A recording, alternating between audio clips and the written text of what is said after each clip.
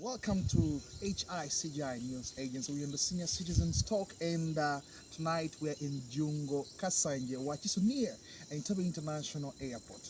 My name is Kivumbi Earnest Benjamin. We're just clicking towards the end of year 2023, and guess what? We are privileged today to host Pastor Martin Ssempa, the man of all seasons, and we're going to be reviewing the year with him, and he's also going to predict what 2024 is going to come with. Pastor Ssempa, you're welcome. Thank you so much. Thank you, Kivumbi. I'm glad to be on your news network.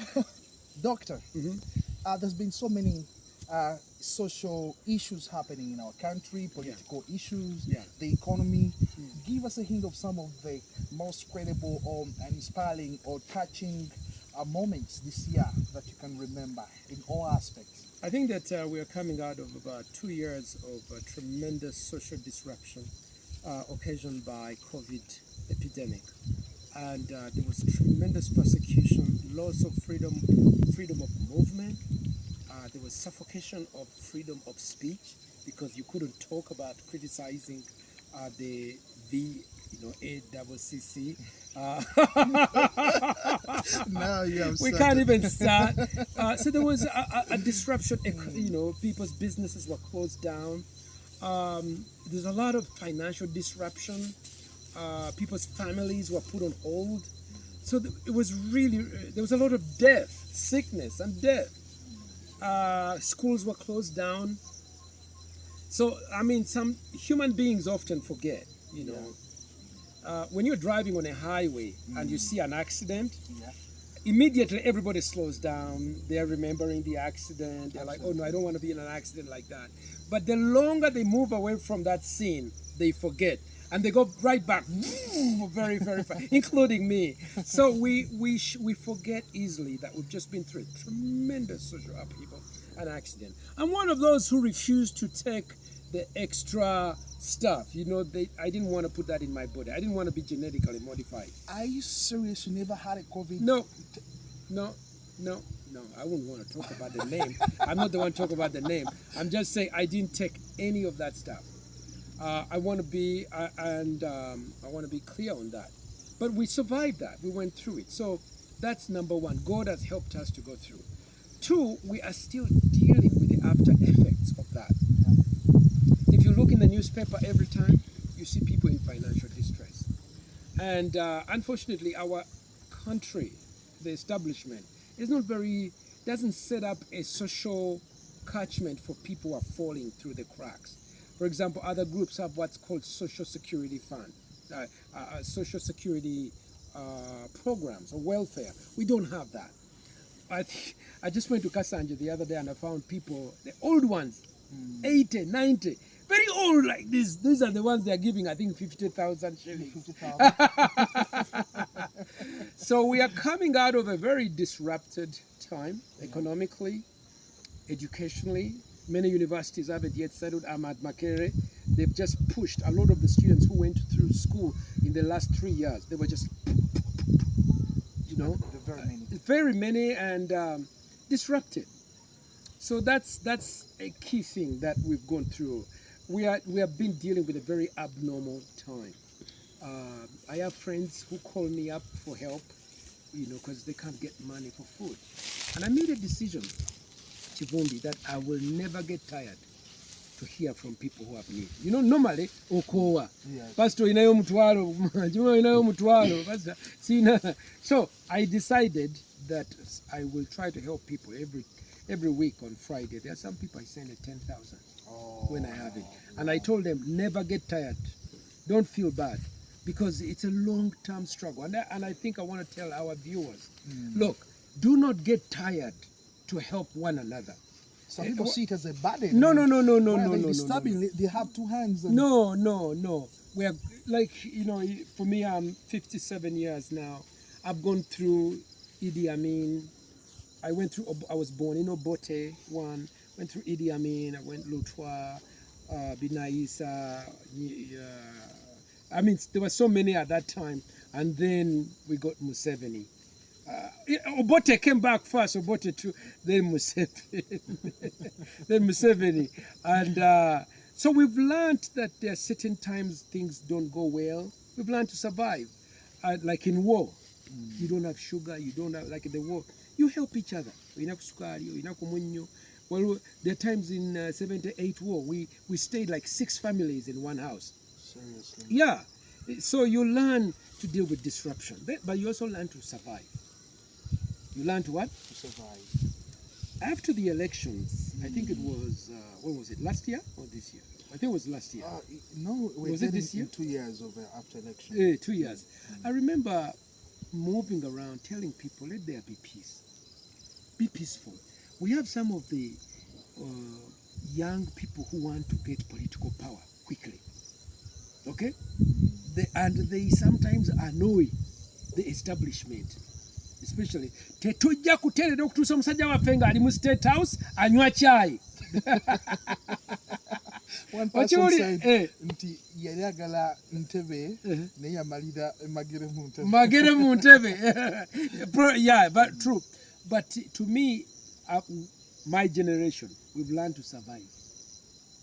We are not martyrs. Waliwo abantu abeewaayo nti mu nkuba omugongo. Omugongo is not replaceable. For us, we have seen people have come and they have gone. I'm not a martyr, and I don't appeal to people. Martyrdom is where you see a real problem coming. No, listen. So I do not support violence. I called for peace from the establishment, but I also told people, stop provoking unnecessary. There's unnecessary provocation. Some people have not lived this long. For us now, we have learned to survive. I'm 57. So one of the key things I encourage everybody is learn to survive. Whether it's COVID, learn to what? Learn to survive. Political, learn to survive. Learn what not to do, what not to do, when to do the right thing. There's a time and everything. Talk about the DNA. And the debate was whether to support it or not. But there was someone who told me that the DNA issue was exposing how faithful people have been or not. That it was important for people to test such that we can be able to have a generation afterwards which will be faithful to one another. But after this is wiped out, people will fear to go and cheat on their spouses. I mean, is that where we're going? Do you support the DNA matter? And why did the government come in to stop it? I think we have a problem in the family life in Uganda, and part of the problems include promiscuity, unfaithfulness. There's a lot of problems in there, and so even the same unfaithfulness between spouses. There is also unfaithfulness in medical establishment. You know, you can go in Uganda and you get an HIV test, which is you pay for and they give you a negative. Even if you're positive, you give me money, you're a journalist, I'll show you. That is Uganda.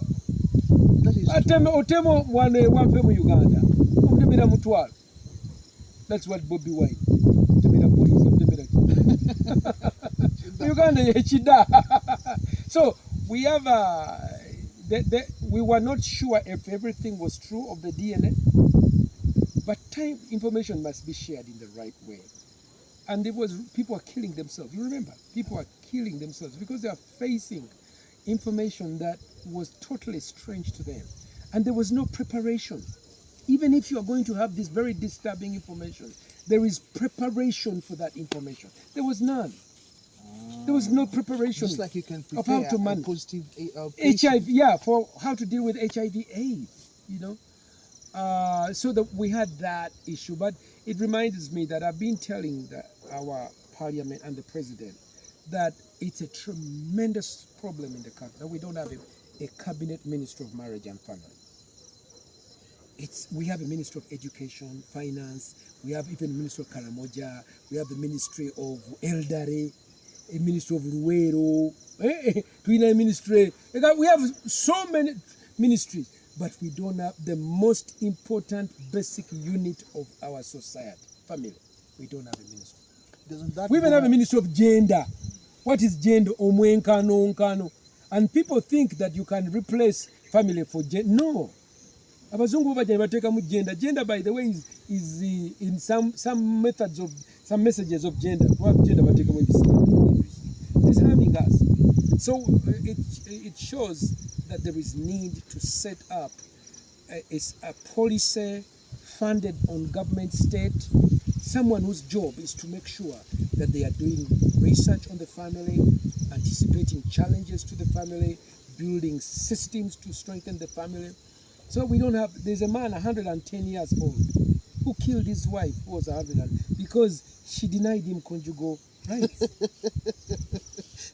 Yeah, it's humorous, but it is very tragic. That man is going to jail.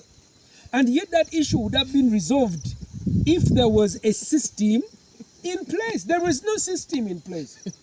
So I think that's another one.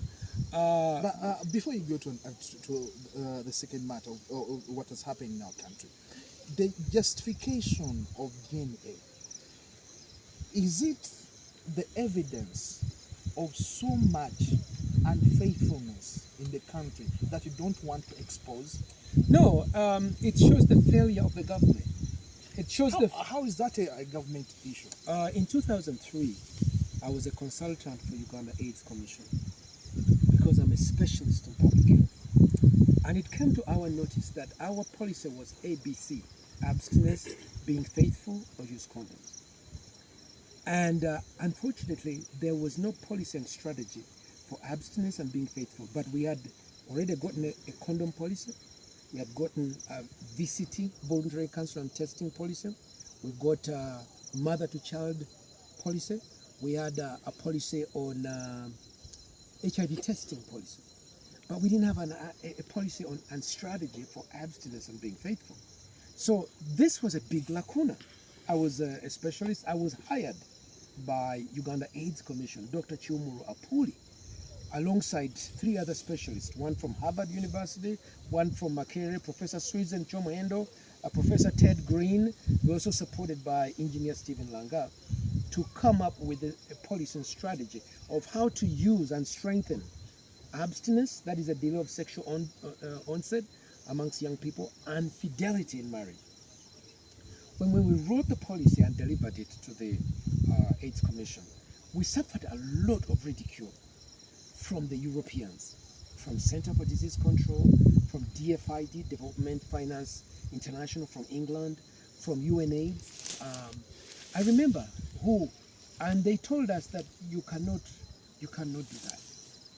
There is a policy from the Europeans to frustrate any work on strengthening family systems or sexual abstinence systems in Uganda. Up to today, 20 years later, 20 years, because that was 2004, 20 years, we don't have a policy or strategy. And in the absence of policy and strategy, funding cannot be provided, programs cannot be provided. You know, in social marketing, you can market anything. You can market condoms, you can market women condoms, you can market fidelity, but it's not. So I could ask you, when was the last time you saw a billboard on abstinence in Kampala? 20 years ago. When was the last time you saw a billboard on be faithful in marriage? 20 years ago. There was a billboard on Abaita Ababiri which wrote it down and broke down. So when you deal with policy discrimination, that means there's no funding. That means there's no programming. That means there's no survey. I could ask you, how many people entered into marriage last year? Okay, 10,000. How many broke down last year? Oh, I don't know. What caused the breakdown of those marriages? I don't know. What interventions can be brought out to deal with those? I don't know. What is the age of sexual debut in Uganda? Maybe 14. What was it? Why is it falling? So it is tremendous abdication of authority by the state in creating a workable program to have a strategy and policy. Now, pastors can speak. I've spoken in our churches. We're very limited. I can only speak to about 200 people. But you see, governance of a nation has to do with what's called policy. And when you have a policy in place, then you develop a strategy. Then a strategy is what gives guidance to all actors. And then there's a release of budgets. Budgets is extremely, that's how things work. When government doesn't have budget, it stops. So we don't have budget on that issue. That's why even Museveni comes often to supplemental budgets. This is how we do. Chichi government etambulira kuchi ku sente. Tewali sente. So I've explained that to you, but most people don't understand. Which is why I told President Museveni, you need to appoint a cabinet minister of marriage. And me, I volunteered.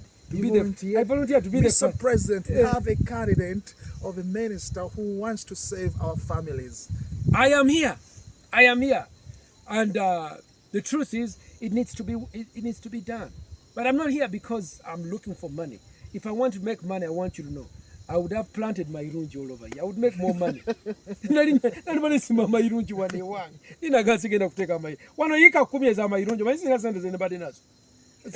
Two, I would have gone to live in America because I married an American woman. That's what I would be making. And my wife told him, these are people who are small pedantic thinkers. So I think the issue of family is extremely important, and we need to have marriage and family ministry. The other, I took Makerere University to court because they refused my church to reopen. How far? That's extremely unfair that Makerere, I've served Makerere for about 20 years in the same way, doing youth development. But because of the old laws in which Makerere was built, it only recognized three groups: Catholics, Muslims, and Anglicans. They were not born again. So up to now, we are illegal. Yet in 1995, the Constitution was rewritten, a new one, which said you can't discriminate people based on their religion. But locally, the last census in 2011, I think 2012, around there, showed that we were about 11%. We were the fourth largest minority or religious group in the country. But we're not recognized in Makerere University. And they closed down my church. So I try to speak to them. It used to be at prime time at the swimming pool and thousands of students. Exactly. In serving, reaching out to young people. And who was running prime time? The church. It's the church that I started, but they closed it down. And it's very unfortunate. But I ended up taking them to court. And court said this is a clear case of discrimination. Makerere, you cannot do this. We are willing to go for the battle, but it would be good if you mediated with Pastor Ssempa. So they agreed. So we're in mediation, but they don't seem like they're willing to give us equal opportunity, equal treatment. A chaplaincy, a house for a chaplain, land for us to build a student center and a chapel, as well as taking steps of affirmative action. How about other regions? Would they also come out and also claim they still want? Does Makerere have a lot of land to offer? Two things. You cannot use the fact that someone else may come to deny me my rights. Okay? When they gave women 1.5 points to be able to, it's called affirmative action. I don't think you need to be worried about other people. That's number one. Number two, I've also gone out of my way because born agains are about 11, 12%. But the other smaller groups are, one is Baptist Union, then there is Seventh-day Adventist, and then there's Orthodox. These are three groups in the Christian persuasion. I've reached out to them. I've got their endorsement. So I actually got the endorsement of all the lead, because they usually say born agains are divided. But I got the endorsement of Dr. Serada, who is heading of one. We born agains are like a federal. We don't have a single unitary. So we have four major groups. Dr. Serada leads one called Born Again Faith Federation. Pastor Michael Chazo leads another, which is called COPE, Confederacy. Simon Peter Emiao, Bishop, leads another called EFU, which is Evangelical Fellowship of Uganda. Bishop Odongo leads another one called National Fellowship of Born Again Churches. So before that was led by Luere. So all these four gave me endorsements. Then I've also reached out to these other groups and I've asked them to partner with them so that I can be able to represent the minorities well in the university. But I know that there's opposition by homosexuals. They don't want me to be a pastor at Makerere. And they have let them, they say, no, we don't want pastors. The law has been passed again, signed by His Excellency the President. it was challenged in court. Yeah. It's going to end up the same way it was this That's time. why I went to court. I was one of the people who applied to join the Attorney General in defending the law. Even though the Attorney General also rejected me. But me, I wasn't quite confident. Yes. I gave my reasons. I wasn't confident that the Attorney General would be independent enough, because a couple of times he had opposed the same law. So we went to court and made legal history, because everybody opposed us. But for the first time, a panel of 5 constitutional judges approved my request to join as a defender of Uganda's constitution and Uganda's law. This is the first time it's been done. The only time it's ever been done was Justice Kakuru. He applied, but he applied to one judge. It wasn't a full panel, and he wanted to join. He had also been accepted by the Attorney General. Me, I was even completely rejected. So already we've made history, but I can assure you, whatever the ruling, we are willing to go the full way. You know, if this one, whichever way it comes up, I don't know whichever way, we will pursue the protection of those rules. Because if you don't feel satisfied with constitutional, you can be able to go constitutional court. You can go up to the Supreme Court. America was saying we are seizing every economic benefits we've been having. Military, they have not pronounced themselves yet, but they have issued visa restrictions to government. I don't know if it's also affecting the Ugandans, because if you see other neighboring countries, they have visa interviews closed, but Uganda, visa interviews in 2025. So I don't know if the members of parliament were unable to go for UNA, where they've been going hundreds every year. So ministers have to line up for visas. I mean, there's a lot because of the law. And is Uganda going to survive? I think people need to know why is America is doing it, and also make an assessment of, is it justified? I think this is insane. It's absolutely unthinkable that an American country or European would use financial blackmail, would use travel blackmail, would use trade blackmail to impose by draconian effort transgenderism, homosexualism, all sorts of sexual abnormalities on us in the name of quote-unquote human rights. Now, we too can speak English. We've studied it. We know when they use these words, human rights, what they are saying, bisiaga. These are, to our culture, these are unthinkable. These are taboos. This is a violation of God's command, the law of nature. Man goes with woman. This is the very best. A man cannot become a woman. So, but the fact that a government would use those things, this is how apartheid was working against Africans. They would use, you could not move in South Africa as a black person if you don't have the chibarua. They would say, you only stay in one place. This is how apartheid works.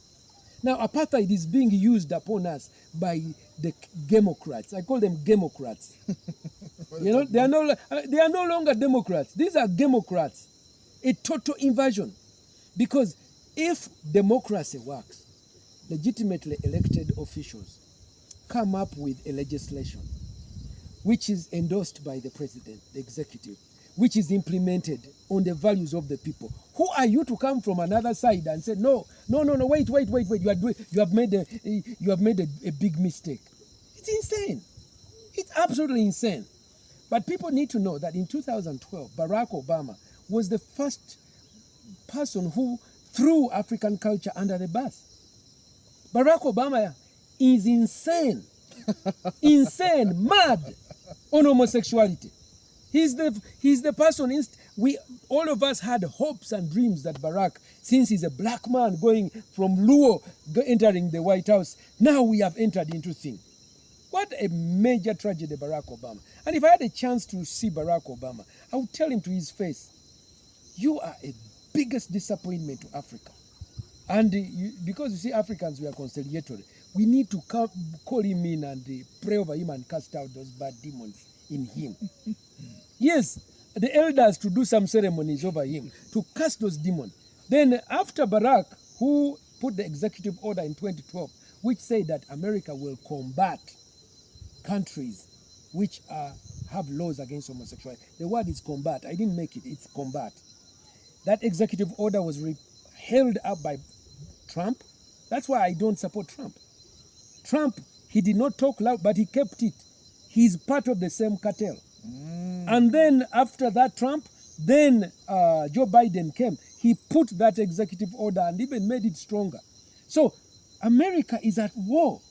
People don't understand. These are not just the thoughts of an ambassador. No, it is a documented with many points that American government, Federal Bureau of Investigation, FBI, CIA, Secretary of State, Secretary of Commerce, so every area of U.S. government. But it's not only America, even Canada, Europe, they are at war with Africa. So people think it's a joke. Many people don't understand that it's at a great risk that I've taken a chance to speak, because the moment you speak, they persecute you. That's why many intellectuals in Uganda are very quiet. They can't even talk about it. They actually have to go on the other side so they can be in the good books of the ambassador. Shame on them. Shame on them. Absolutely mess. Which is why I ask people to support my legal defense fund. I've made some stickers that are called Tubiganye. Part of the job that we do have, first our fathers fought against slavery when the white man decided they would use us as beasts of prey, of burden. Then after that, we fought against colonialism and apartheid.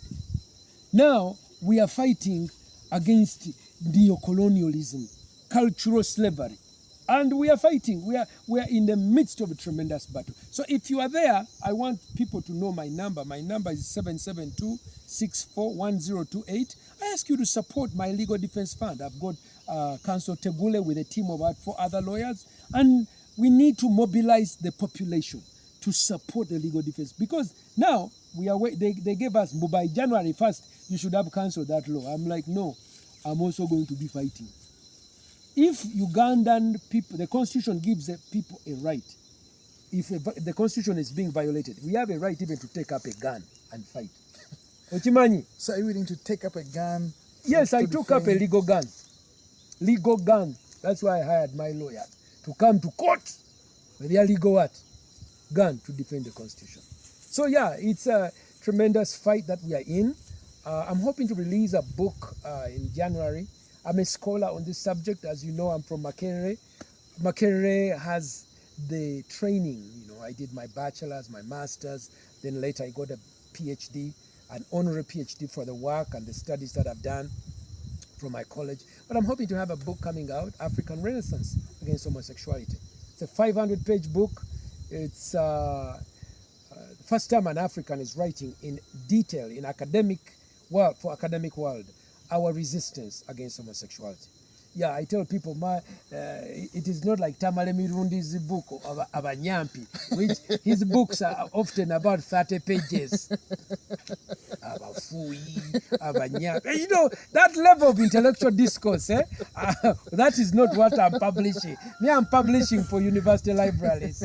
Because you can't find Abanyampi in the Makerere library. But it will be coming out, and please read it. It will empower everybody to know the details of the injustice. The injustice. Who gives the white man the right to turn a human vice into a human right? Which our elders, our faith has told us this is a taboo.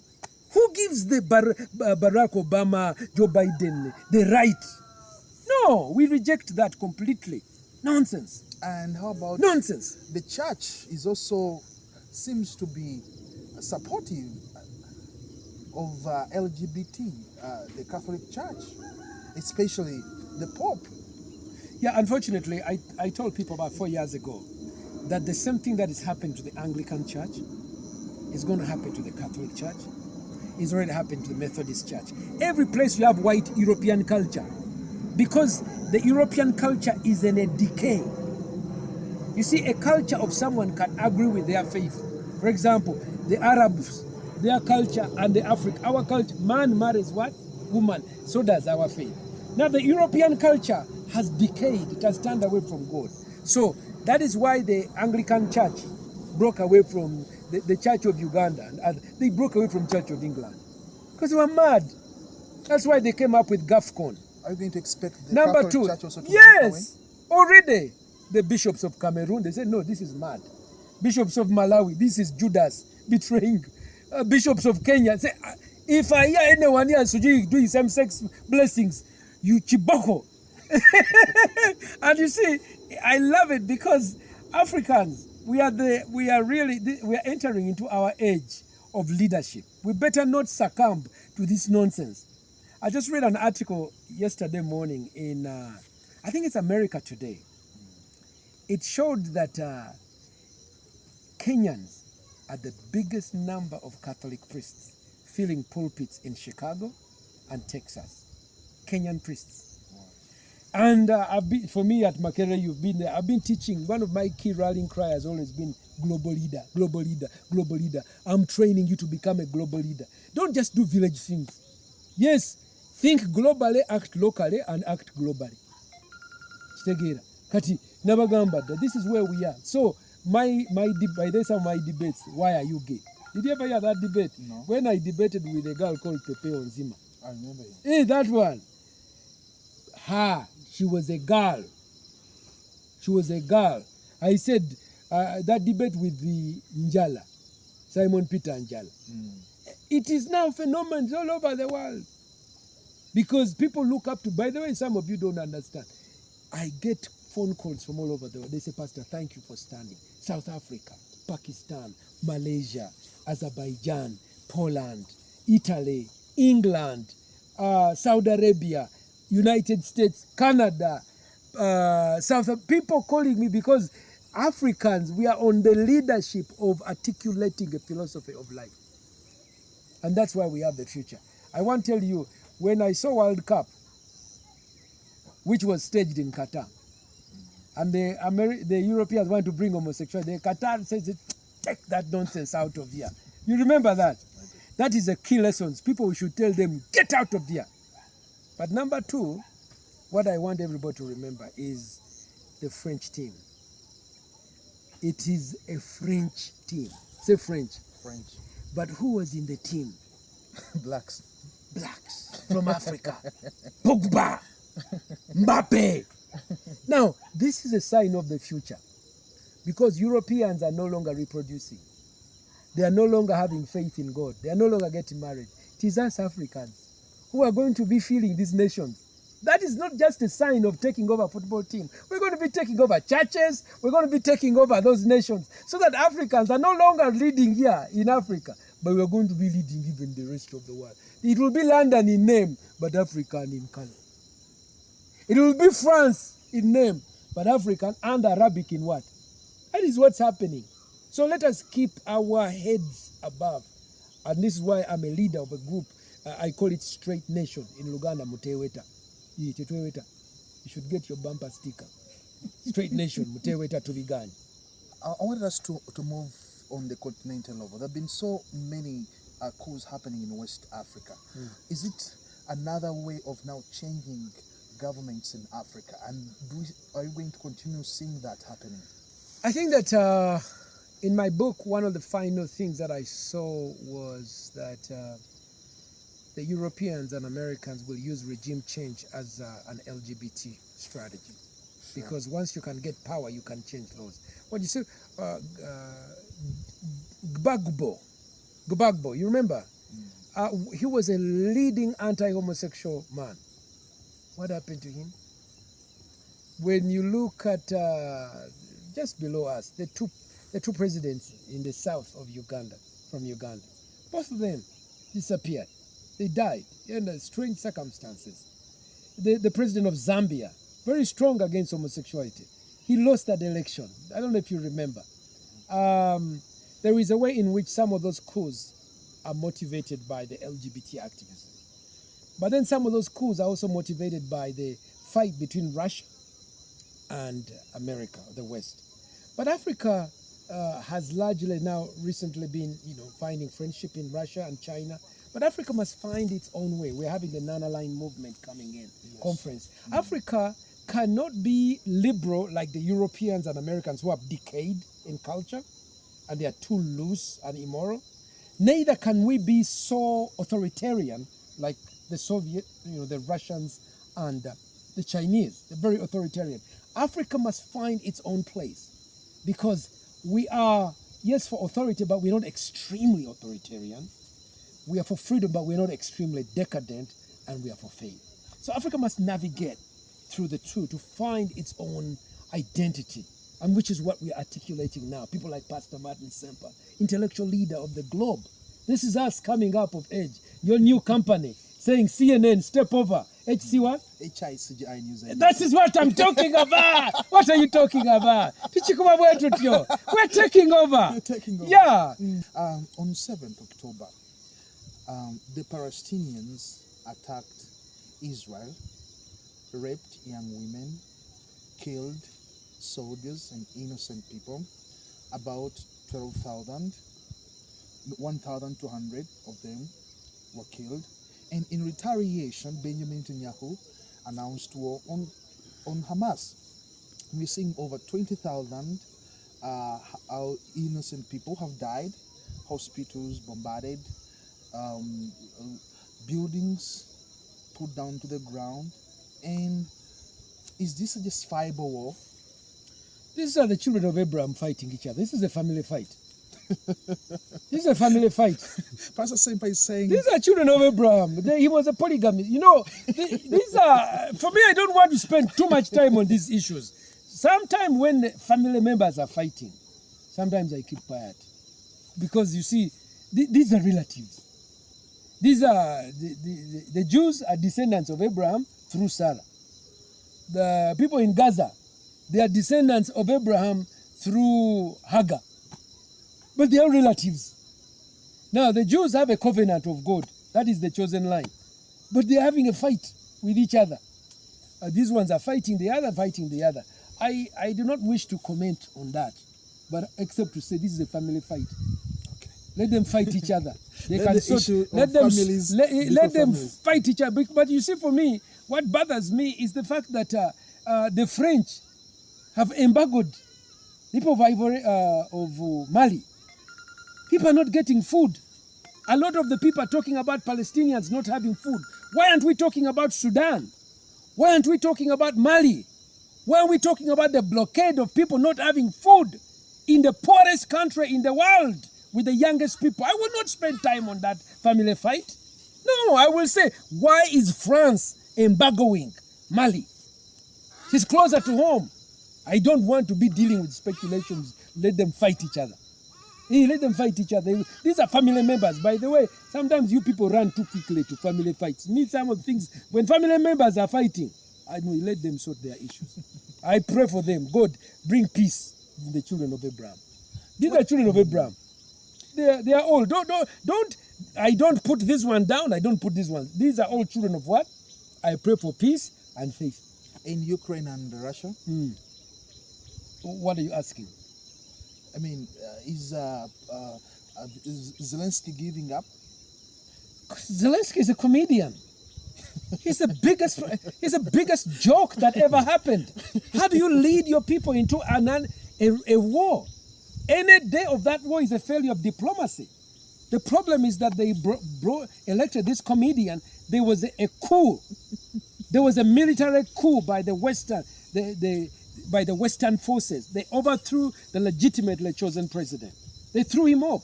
And then after that, they've been trying to do social engineering. Then they put in this thug called Zelensky.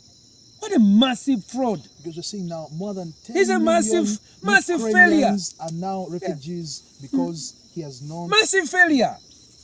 And this is why I tell people, even in Uganda, watch out getting musicians and comedians to being the president. They will be socially engineered. This is why I told Bobby Wine. Bobby Wine went where? Went to London. They asked him a simple question. What are you saying about homosexuality? And Bobby Wine begins to talk Ludicha. I have been a beneficiary. I have second thoughts. This is a man who I was with him in the struggle. And he left me in the struggle. Serious? Bobby Yandeka struggle man. Bobby would say people, Muwe yo mubiri. Bobby, when he reached London, he refused to give Kwa yo mubiri. Bobby, why yo mubiri, man? He had a visa ban for 10 years. Hey, why yo mubiri? Why yo mubiri? Nange sirina visa bani. Nange sirina batanjagala. Atito wayo mubiri go kwa wayo no mwoyo. You know, to give omubiri and you have not given them mwoyo, it's just bad. Sawe tu say, urutalo turuhana nebisi yak okuwayo mwoyo no mubiri. The comedian Zelensky. It is very important to have specific statesmen, because you see what I see with the West now. It is using social media to social engineering to establish regime changes, to put up people they can easily manipulate. We are in a major problem. Look, I don't want what has happened to Ukraine. Do you know how many people have been maimed? Ukraine, it is fairy tales to think that you can overthrow a superpower like Russia. Nonsense. You have this president of America, we are going to overthrow Putin. Man is mad. Mad. Madness. It would be like saying a small country, Venezuela, Guyana, Jamaica, we are going to overthrow what? America. Turumbe, mulete turumbe. Nonsense. And that's how and now these Europeans are using that as an excuse to attack what? Russia. Russia is going to defeat them. Russia is very methodical. Their military doctrine is well known. They bomb everything. They have a factory that works 24 hours a day to produce what? Missiles and bombs. 24/7. Every day, Russia fires about 100,000, I think 60,000 bombs. I think I was looking at it. And in return, Ukraine sends over 1,000, over 10,000. It is unequal. He says that all the weapons that Dan doesn't have, and they're also concentrating on assisting Israel, so he's left in his own movie. Who is this girl from Western Uganda, the comedian? Kansim. I think I got it now. Zelensky is even worse than Kansim. Imagine making Kansim the president of the country. Of course, she's popular, yes, but she has no idea about governing what. You can't. So this, and I think we have a suspicion that he may be. It is reputed that he's on drugs. Yeah, it is reputed that he takes drugs because every time he talks, it's so sad. It's so sad. In America, do we see Donald Trump winning all the legal battles is being going through, and is he coming back as a president, or it's impossible? Donald Trump has become a cult. It's all about Donald. It's all about Donald. And I think I was extremely disappointed that Donald Trump did not cancel the executive orders of Barack Obama's imposition of homosexuality on Africa. It's extremely disappointed. Extremely. And he has no plans to do that. So no, I don't think he's going to win. I pray he doesn't win. It'll be a biggest problem. Yeah. No, we don't need Trump. Trump is a failure. He told us, I'm going to drain the swamp. Didn't he say that? So he got into Washington. He was given mandate. The swamp ate Trump. Let us give a chance to DeSantis. He has been in Florida. He has drained the swamp of Florida. Let DeSantis go.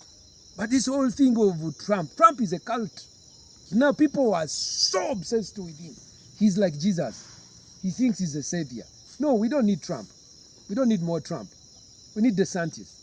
And Trump has got many issues also, legal issues and others. Yeah, so I think he's had his turn.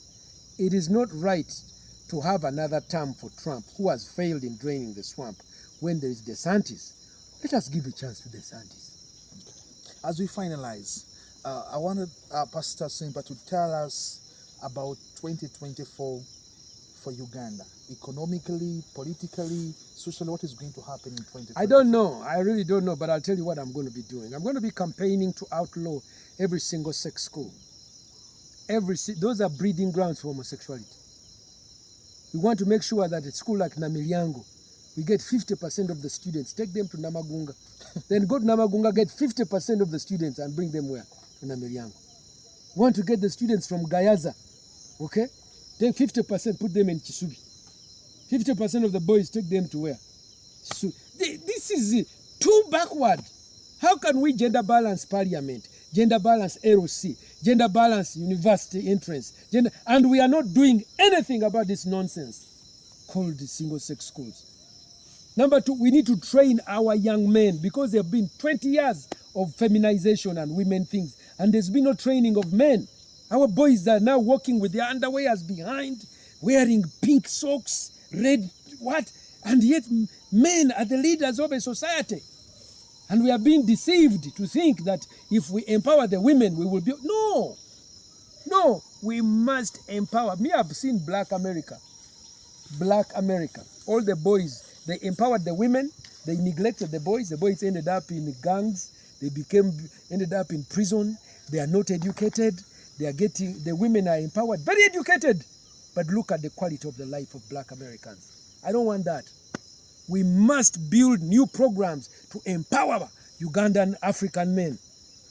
And we must audit all these programs that are here to give empowerment to women, not to men. Everything must be gender balanced. Carnegie scholarships, 50 for girls, 50 for boys.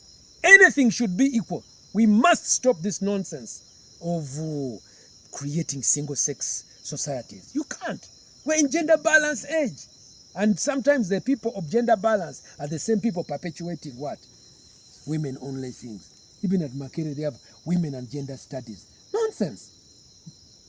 We need women and men and gender studies. And by the way, why do we even need to put women? Because they are telling you that it's only about what? Women. No. That's one of the things we need to do. I'm going to advocate for a change. That is going to be very, very key from the beginning. I'm going to continue fighting against this homosexualism.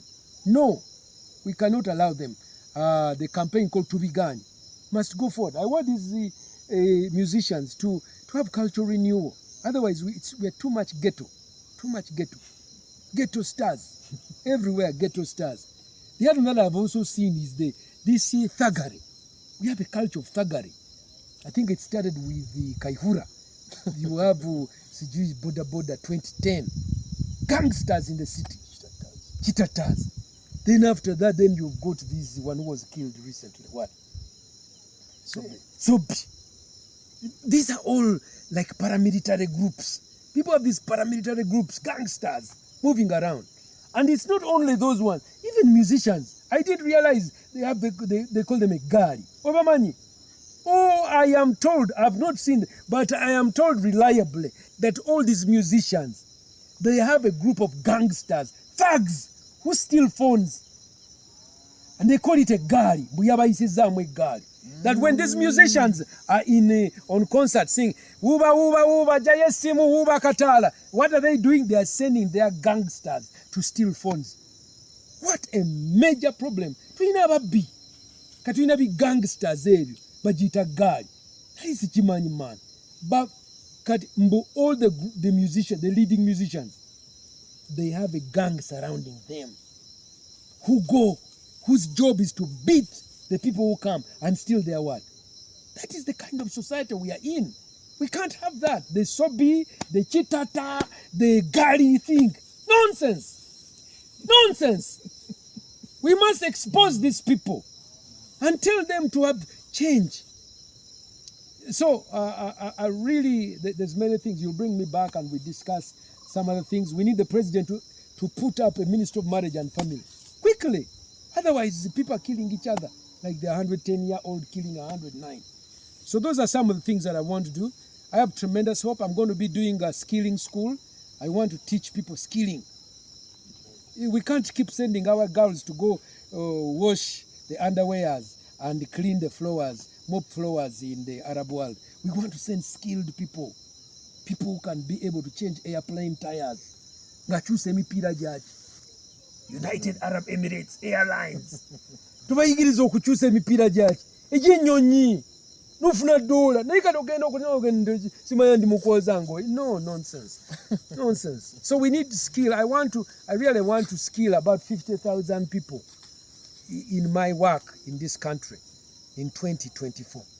Abantu babeerenga kati bagenda ku nnyonyi naye ng'agenze nga nurse alinye ku nnyonyi agenze nga makanika w'ennyonyi oba train. You know what I'm saying? That's what I'm saying. God bless you so much. We've been with Pastor Dr. Martin Ssempa, a man of all seasons, a man who challenges big and the small. Once again, this is Kivumbi Earnest Benjamin. See you again.